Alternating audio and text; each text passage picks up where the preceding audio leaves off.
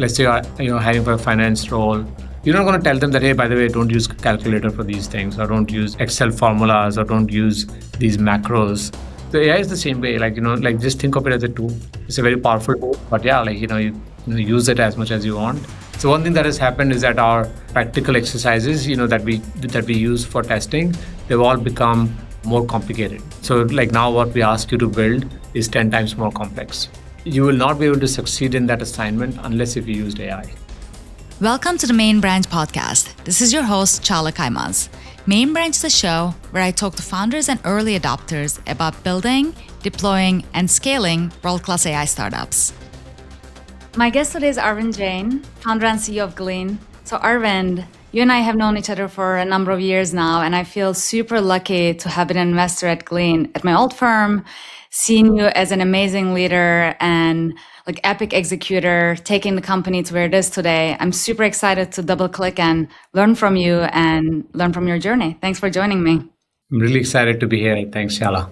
So I suspect most people are already familiar with Glean, but it's always great to hear from you. What does Glean do and how do you help your customers today? Glean is an enterprise AI company. First, think of us as the Google or ChatGPT, but inside your company. Imagine if ChatGPT knew everything about your company, your people, your customers, your business, your processes, and it can use all of that context and knowledge to help answer any questions that an employee has or do some work for them. Think of Glean that way. So we are the enterprise version of an AI assistant and a coworker. And Glean is also an AI platform that powers other AI applications within your company. All the AI applications that you have in your business that need that broader and deeper enterprise context, data that's besides, the data that they have in their own applications. You use Glean as a platform to get that context to power AI within your own products. Amazing. I definitely want to talk about the product journey and evolution. But when you first started back in 2019, I remember you telling me you were starting as an enterprise search company, and given how successful you were at Google and Rubrik, VCs told you, hey, I want to back you, do anything but enterprise search. And I think you said, no, this is what I want to do, and you went ahead with it. Can you talk a bit about that journey and how did you build conviction to work on something a lot of people told you not to work on? That's a great question. The reason, why I wanted to work on search inside our work life was because it's a pain that I felt personally every day, no matter what job I did, whether I was at Google or at Rubrik, it was always a big problem. Whenever you're looking for information, whenever you need a quick answer to a question that you struggle. Inside an enterprise, you have hundreds of thousands of different systems. A lot of knowledge has become outdated. It's obsolete. So the getting answers to simple questions has always been really, really hard. And in fact, even today, in the world of AI, it still kind of remains the same for most enterprises. So when we started Glean, we didn't have this thought of that, say, we're going to build a really amazing company that will succeed a lot.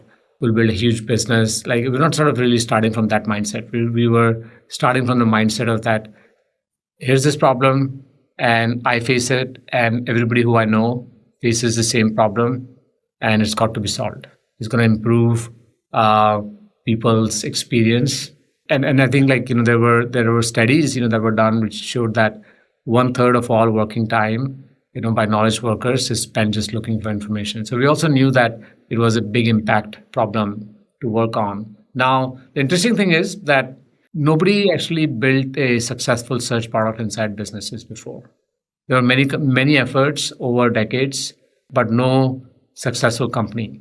And so that was sort of what was the non-exciting part of it, for any investor, that I went and talked to.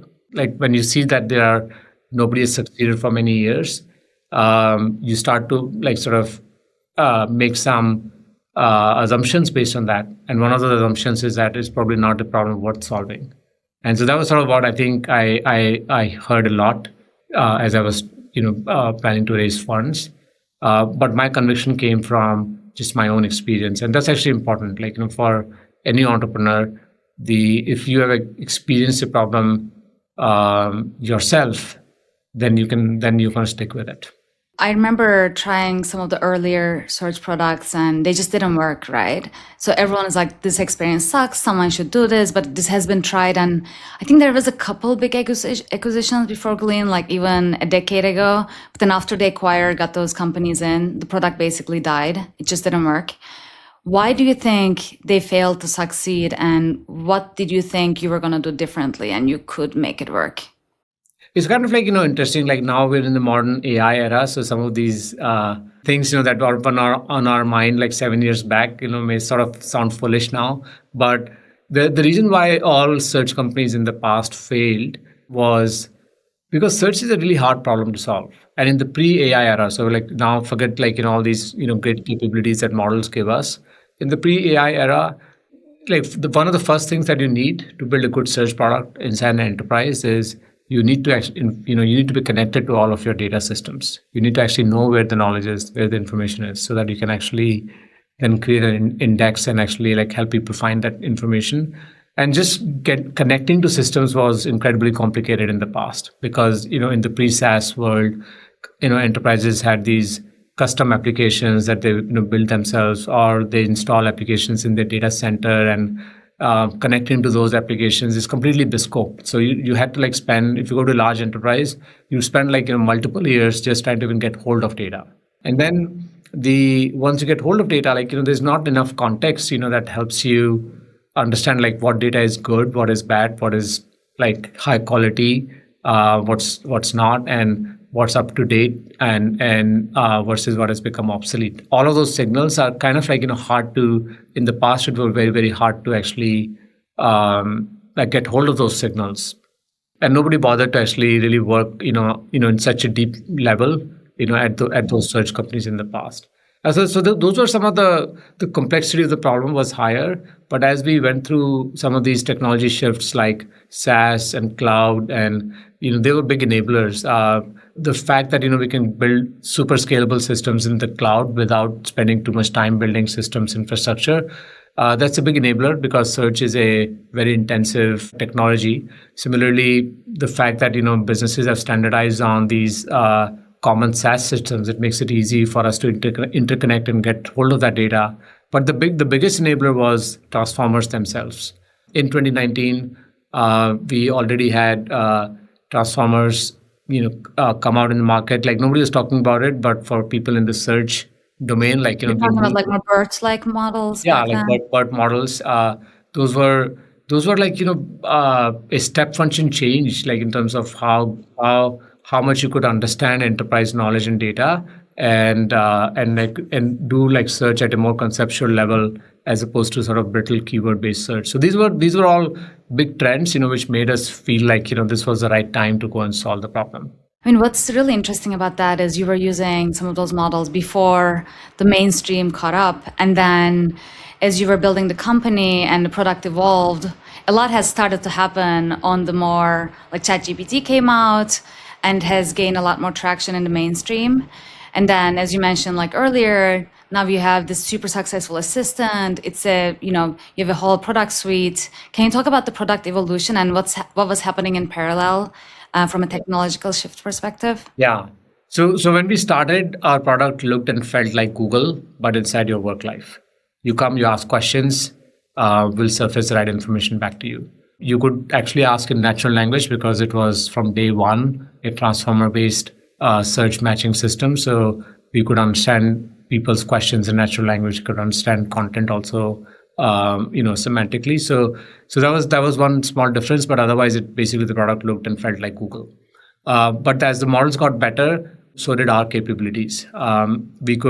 One of the first things that happened as generative AI started to happen was that AI could actually write and synthesize answers. So we could go one step further in our product, and instead of just surfacing links to information to end users, we could actually build a conversational AI interface where we would actually take all of that data. So you come and ask a question, and we build the industry's first RAG where we would actually use our retrieval engine to pick the right information, and then we'll actually make a model AI model work on it to summarize, synthesize a response. So that was the evolution of the first evolution of the product, where it moved from Google to a chat GPT like experience, but inside your company. And so we're the first ones, of course, to build that. RAG as a term was still not invented when we did that, but it became clear to enterprises after ChatGPT that, hey, you couldn't actually go and follow the same consumer architecture where you just take all the information inside your enterprise and you train a model and then you can get a ChatGPT like experience. People tried that and nobody got that, and they realized that they had to combine a search system, a retrieval system, with the power of the model, like the way we were doing it. So that's when the term RAG got invented. And from there, like the model capability has continued to evolve, and so the product has changed from a place where you go and ask questions and get answers to where you also do your work. So Glean today is very much a personal co-worker for you. Like you can actually come and do a lot of things inside of it. You can write documents, you can create artifacts, you can do data analysis. And of course, like now, you can give Glean a lot more agency where it can complete long-running tasks for you. So these are all like incremental developments in product capabilities. One of the main ones that I would say is that the shift from information retrieval, like a place where you sort of come and ask questions or do data analysis, parse information, synthesize it, analyze it. From there, now Glean has also evolved into where it actually works on behalf of you. So it can, for example, send an email message, to somebody. It can go and update your CRM with some latest information after a sales meeting. So it starts to sort of now feel a little bit more like a coworker, not just somebody who helps you get context, but somebody who actually can take half of your tasks and do it for you behind the scenes. So that's been the evolution on the product side. But an interesting thing for Glean as a company is that we had to build a lot of technology underneath to power these experiences, connecting with all the enterprise systems, understanding the security and governance architecture of all the data information, building this deep knowledge graph, understanding how your business works, how work happens inside a company. And our customers started to say that, hey, you've done all this work, I've connected all the systems to Glean, and I want to build my own AI applications. And I need an API from you so that I can retrieve the right content or take some actions inside an enterprise system. So our customers sort of pushed us in this direction of us becoming a platform. So today, think of it as a horizontal AI platform that can bring the right context that any AI application needs, and also the right actions capability to do work inside your enterprise systems in a safe and secure way. So that's what like now today our customers are doing with Glean. They connect Glean with most of their AI applications. They can connect Glean with Claude or Cursor or like any other enterprise applications like Zoom or Miro or Sigma. Like all of these applications now use Glean as that context layer. Like we're on this video conversation right now. Zoom has this feature where let's say we're having this conversation and you ask me a question, I didn't know the answer for it right off the bat. Zoom AI Companion can actually show that answer to me. And the way it shows it is by pulling that context and that information from Glean behind the scenes. So it's sort of like, so we've also evolved into being a platform that powers almost all AI experiences inside your company. Mm-hmm. Yeah, I remember it was a huge unlock when everyone was trying to use ChatGPT at work, and at a large enterprise, you obviously can't do that. And with Glean having the security and governance and like RBAC and all these controls really helped people adopt it, and they could actually do what they want to do, like at a more controlled setting. What is next for Glean? And also there's this, ongoing concern about the labs moving up to the application layer. You have like Cloud Cowork and the likes. You have the hyperscalers who also have access to a bunch of your data. How do you think about Glean's next stage, and how do you ensure you stay market leader? Well, first I will start with like the state of the AI industry. Today, we're in very, very early innings of this AI revolution. And you hear this from people, and sometimes, you feel like, okay, like, somebody's, has drank, the Kool-Aid and is talking big.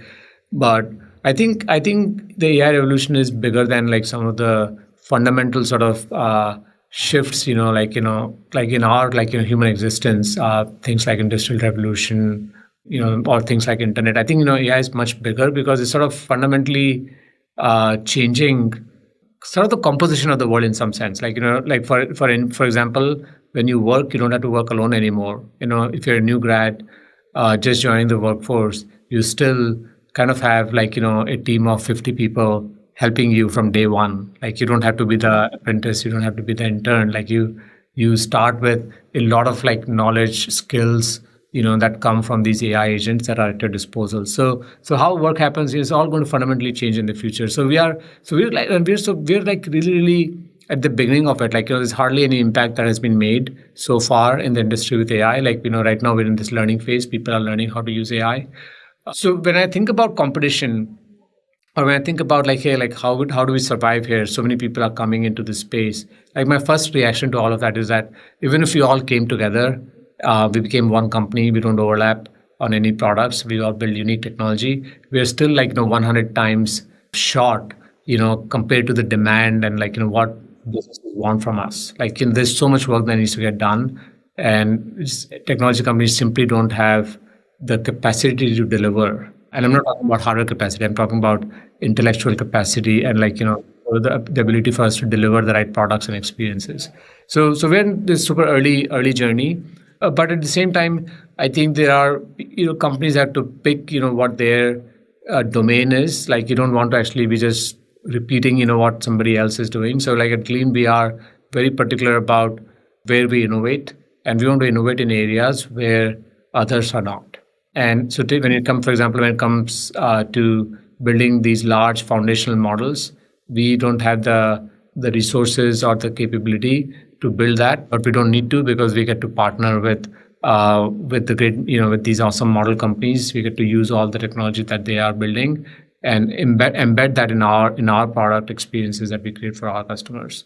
Our own swim lane, in this in this AI architecture is enterprise context. It's building the deepest, most fundamental and broadest understanding of how your business works today, aggregating that human intelligence inside your enterprise, the know-how, how work happens today, bringing it all in one place. That's sort of what we focus on. That's something that we see others are not focused on, and it's a combination of that plus the amazing model technology that actually then gives enterprises a solution that they can bring to modernize their enterprises, to modernize their business processes.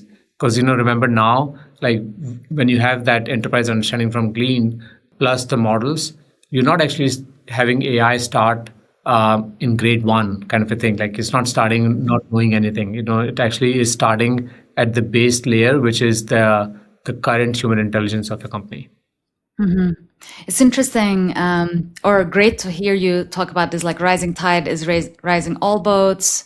There's so much work to be done and we're just getting started. I think a lot of founders would die to be in your position where you're the leader. You have had a head start. You've been working on this for some time. You have this enterprise context you're bringing in. If you were just getting started today in 2026, how would you think about finding an area to get started where there seems to be a lot of competition from startups, hyperscalers, growth stage companies? Like, if you put yourself in the shoes of a founder getting started today, how would you think about it then? There is a lot of opportunity in every area. It's hard for me to pick even a single thing, where I would say that, oh, this is a problem that now is being addressed by like a lot of other people, so I don't need to work on it. I just don't think that, like, it doesn't matter, whether you think about AI for finance or, use cases for legal use cases, for HR, for engineering. We are like still super, super early. And like as a founder, you need to remember that, like, we are in early innings. If you sort of say that, hey, this market is crowded and I don't want to be in, it's kind of like, well, I mean, like, see, there's a race that's going to happen. And you said that there's too many people in the world and therefore there's no point in me, participating in this race. Like, well, I mean, like you're gonna win the race if you work hard for it, if you train for it, and not everybody else is going to do that. So that's sort of like, fundamentally my mindset, is it's not about being smart about picking the right areas. I think the best ideas actually come from your own personal experiences, So you work every day, you see what challenges you face. And if those are generic enough, the other people do, then just go and build a company in that. There's nothing is solved, at the moment. It's more important to, I think ultimately what drives success is number one, long-standing belief and conviction. Because oftentimes as an entrepreneur, you give up. You give up because you sort of lose confidence in your idea. You forget why you had started in the first place, and you start to worry too much about competition. There's also the law of large numbers, especially with startups. Imagine there are 4 startups already in this space that you want to be in. So now there's 5 of you. But if it's a broad enough problem and there are 1 million customers, potential customers that you all have, it doesn't matter. If there are 5 companies, even if you throw darts, your probability of actually having to compete with one of them at a client is minuscule. So it's irrelevant. It doesn't matter whether there are 4 other companies doing something. What wins is whoever builds a better product, who's more persistent. So that's sort of my take right now of the AI industry is that everything is super early, and you pick an area, you work hard, you keep at it, and you will win. I mean, I 100% agree. As a seed investor, I am betting on these people getting started today because you're just getting started, right? The opportunity is huge. I'm curious, one of the things you had mentioned to me again a while ago was there's this conventional wisdom of even if you have conviction, you don't want to wait too long to put your product out there. You want to do this early, iterate, get feedback, versus I think your approach was, you already know this is a problem. I'm just going to go build this in stealth. I don't even need a single design partner initially because I know what the problem is and I know what to build. Was that the right approach for you? And how did you again build conviction on this is the idea, and even if you're not working with any customers, I can go and work on this for a couple of years? It is true that we didn't care about making revenue in the first 2 years of our company existence because we had a few things that was true for our business. Number one, the problem itself is understood. People struggle to find information, making it easy is going to help them. So it was an understood problem, and we knew what technology needs to get built to solve it. We also knew that we were going through this phase where businesses didn't have discretionary spend, and this was not a budget line item. Nobody was used to buying this. So we knew that in this journey we'll have to evangelize, we'll have to create a market, and so we had to have patience. But you always need design partners. Even if you know what you're building, you cannot build in vacuum. You cannot go and just be in the room and end up building something which without getting any feedback. So I actually spent a lot of time getting feedback. I used to send about 100 messages on LinkedIn every day to people, just telling them that, hey, I'm working on this idea. I'm not selling you anything, but I want to actually know, if it makes sense, if it's going to benefit you individually or your company, and is there something that, I'm not thinking about, that the problem that we should be solving. So that was a key part of, making sure that you are on track, and those conversations help because you are doing a lot of, first of all, it's going to help you build the right product, but you're also now building this product for these people who you talked with, and they feel that obligation to actually try it out once you've actually built it, and so you absolutely have to be aggressive about connecting with people. You don't have to be super aggressive about charging them. It's more important to get people to succeed. That was my opinion. So we didn't generate revenue, but we were definitely working with people. Okay, that makes sense. So you mentioned just now you reached out to a ton of people, just cold outreach on LinkedIn. How did you get your first 135 customers, and when was the first sales hire you brought on? The first few customers that we got, those were the design partners. So we never signed them up initially as customers. We didn't actually propose a deal. They were working with us for 6 months or a year already. We had this product deployed, as a beta for them, and they were using it. They were giving us feedback. We were improving it, and then we let them use the product for free for a long, long time. And at some point, we said, okay, now you did not charge for design partnerships. No, we didn't charge them. Look, every company is different. So if you it also depends on how much money you've raised, and there are two schools of theory there. One of them is that look, you have to charge your beta partners also something, because if there's no skin in the game, it's not going to be serious. And if you got even $3,000 from somebody, that it's somebody who has the ability to actually even make a decision. You're working with the right person. And they can get some budget for you. So there's a lot of merit, in terms of asking, for some money.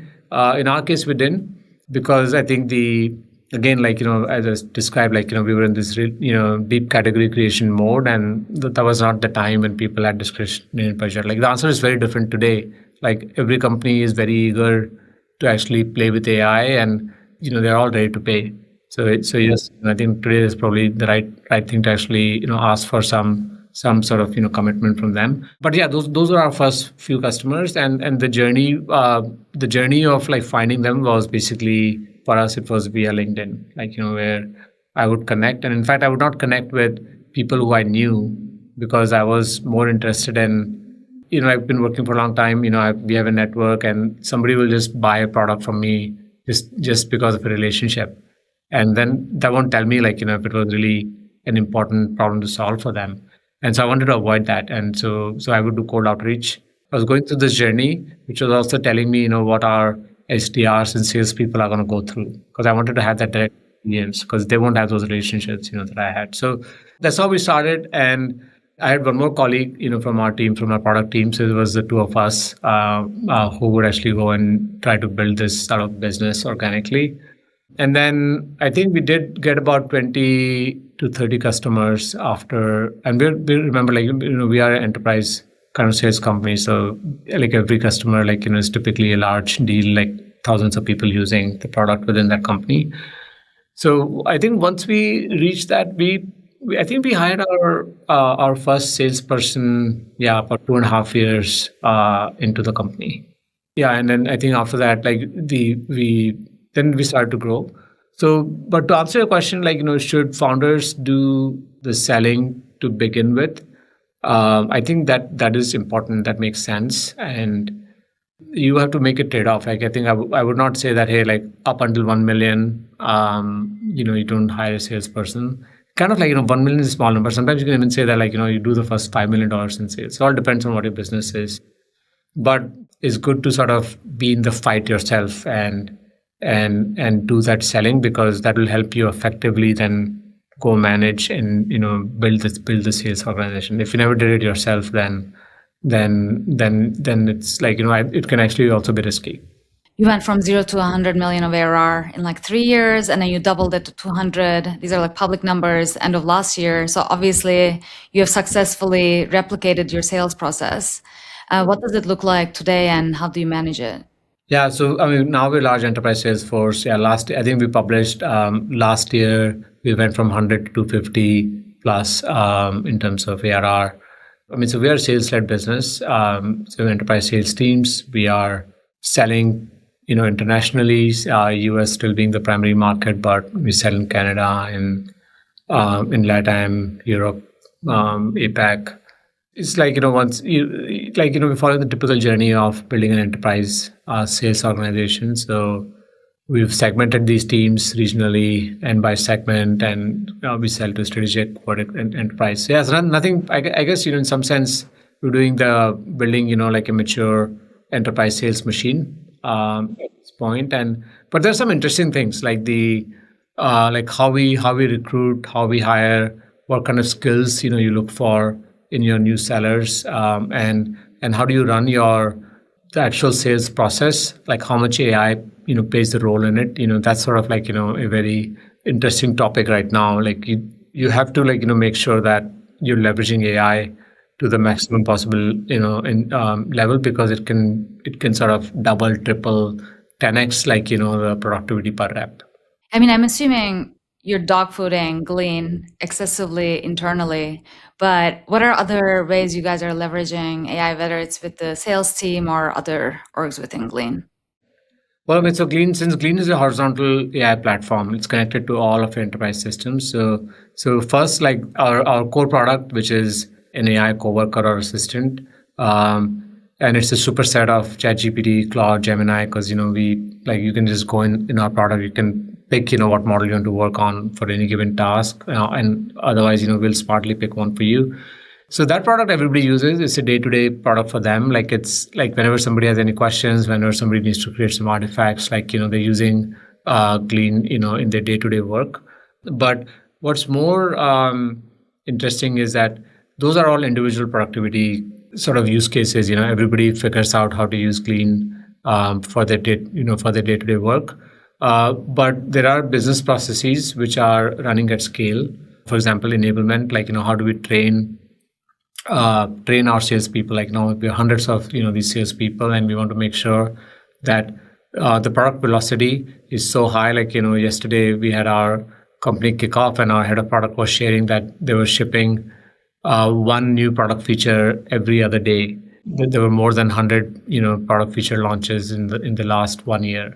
So there's an incredible pace of how this technology is evolving, how the product is evolving, and so how do you actually keep your salespeople educated, informed, enabled on all of that?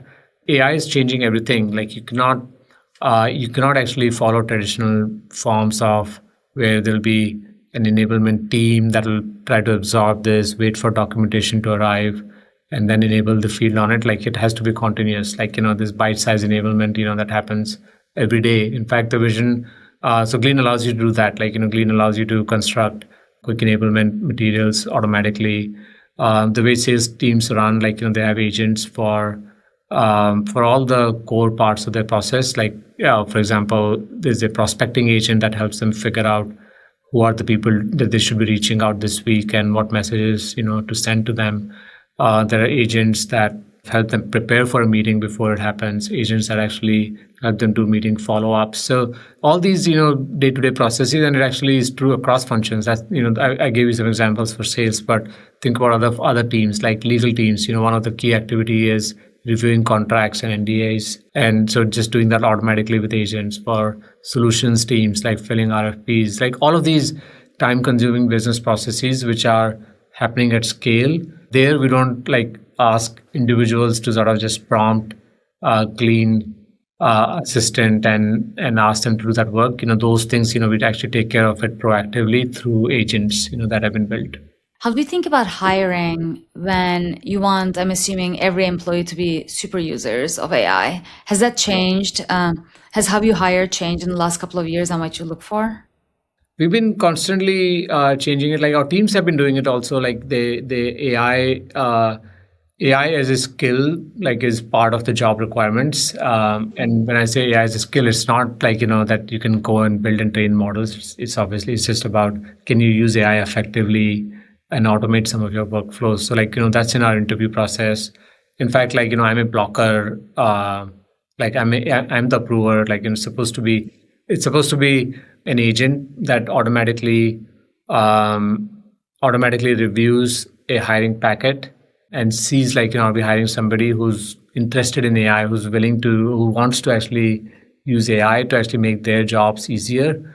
That's a skill, and this agent is automatically detects that based on the questions that were asked, that hey, did we do that assessment or not? And we won't hire a person if.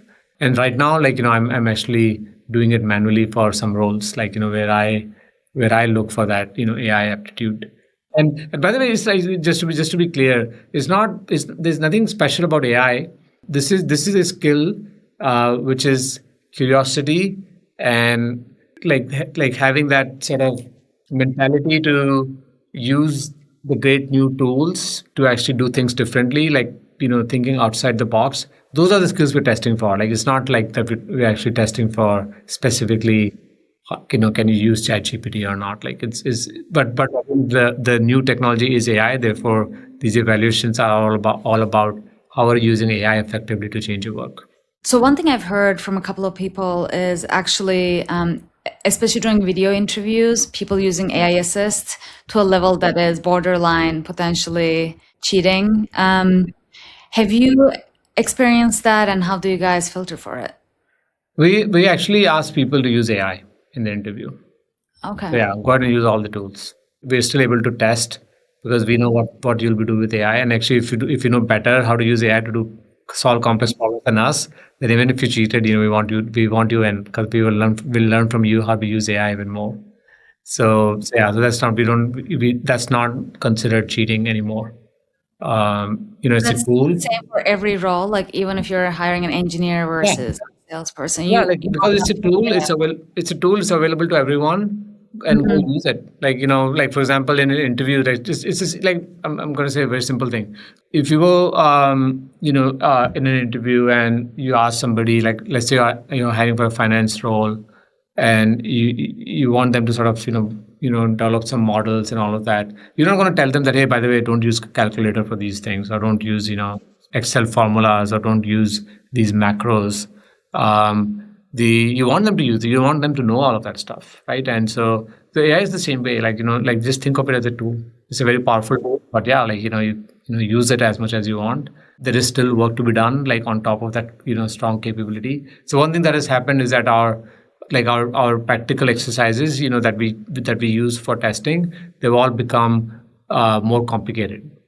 For example, for a software engineer, if you're going to ask them to build a working system that implements some things, now we know that you can actually just ask a code gen tool to build that for you quickly. So like now what we ask you to build is 10 times more complex, and in fact you will not be able to succeed in that assignment unless if you used AI. Yeah, I think if you're good at, assessing other people's abilities, like you did need to evolve how you ask these questions and what kind of assessments you give, because you can't just use questions from 5 years ago and then people are answering them with AI assist. Like that would never work, but sounds like you guys did a great job evolving your process. I want to ask you, to the extent like you're comfortable sharing, like externally, and a lot of people think like Glean has always been super successful, the growth is amazing, everything seems up and to the right. Were there any times in company history that you thought, oh no, like this might not make it, and like you went through any difficulty? We go through a lot of difficulties every day. I think there's no startup, that has everything sort of laid out for them. Like, even OpenAI, like, you hear, from their leaders, like, there's always, there's always competition. There's always internal sort of execution challenges, that you have. So, I mean, we had our fair share. Like at a macro level, yes, like, for us, the journey like has been good. Like, the product that we've built, like every year, more and more people want those products, and we've been very fortunate with timing, like in the sense that all the new developments are directly relevant to us. It makes our product more relevant. It actually makes our product more powerful. So overall, like, we've grown like, in a healthy fashion. But challenges, like, look, like you actually asked a question like earlier, that with all these other players wanting to be in this space, like, what does it do for us? Like, we have to compete. We have to find our swim lanes. So yeah, so it's always a top of mind concern for me. And one useful thing that I could say for other entrepreneurs is that building a company, first of all, is very hard, and there are always challenges, and you will feel like, like, I think we can't survive. Like, you lose a customer, you can't get engagement, and you will sort of feel like, I can't do this anymore. Like, we're gonna fail. But the good thing is that, like, ultimately, I think you have to sort of remember that that's just part of the journey. Like, it's going to be like that. There's going to be ups and downs. But like, if you persist, like if you keep at it, if you then you will then I think, ultimately, like, you see success. So I think, like, so that's sort of like for us, we are in that zone today. It's pretty easy, like, for us to give up as well.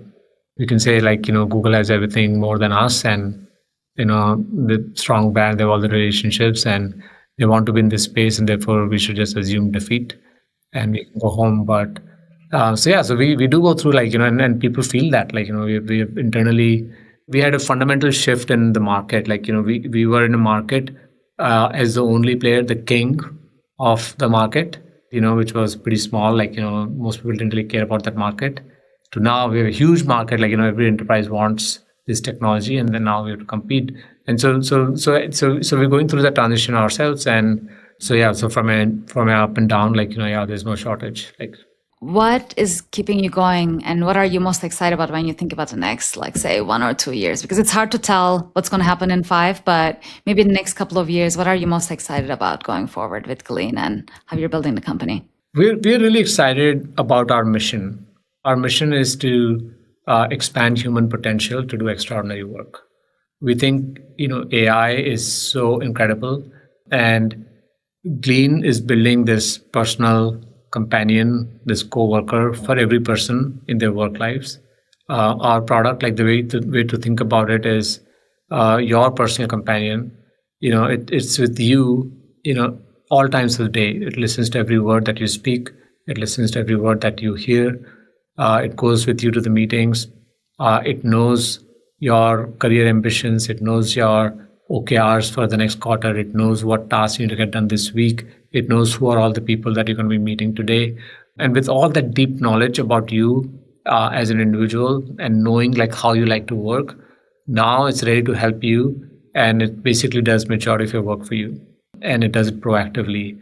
And so that's sort of like, that's going to fundamentally change, as I was saying before, the whole definition of work is changing, and we feel like, we're in the center seat to actually make that transformation happen. So that's the most exciting part for us. It's just that most of the times, I like to actually forget about the business and the numbers and, that, hey, we need to actually, get to $1 billion to $10 billion in revenue. Once I start thinking about that, then all the stress starts to come in. But when you think about, the great product that you're building, that sort of, is what, drives you, that drives us forward, keeps us going. So we're really excited about being one of the key players in this, in this huge transformation that the world is going through. Great. That's super powerful. Thank you so much for joining me today, Arvind. Great conversation. Thanks, Chala. It was really fun.